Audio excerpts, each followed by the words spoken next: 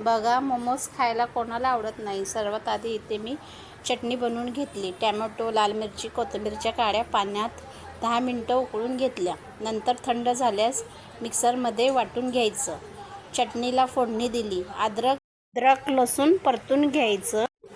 केलेलं वाटण टाकलं व त्यात टॅमॅटो सॉस, डार्क सॉस आणि व्हिनेगर, काळी मिरी पावडर सर्व 2-2 चमचे टाकलेलं आहे. चवीनुसार काळं मीठ टाकलेलं आहे आणि चांगलं परतून घेतलं आणि मोमोजची चटणी रेडी झाली आहे.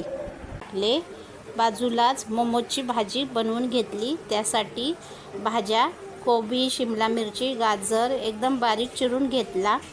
कढईत 2 चमचे तेल टाकून बारीक चिरलेला कांदा, आलं, लसूण, मिरची वगैरे सगळं परतून घेतलं.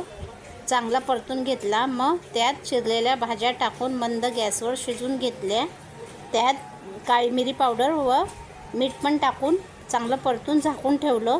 मैद्याचं पीठ मळून त्याचे बारीक बारीक पुरी करून घेतली व तयार झालेली भाजीचं सारण करून त्या मोमोजच्या आकारामध्ये दिला व स्टीम करायला ठेवलं. कसं झाले आमचे मोमोज कमेंटमध्ये नक्की सांगा. तुम्ही बी ट्राय करा साध्या सोप्या पद्धतीचे मोमोज. लाईक करा, शेअर करा, कमेंट करा, सबस्क्राईब करा.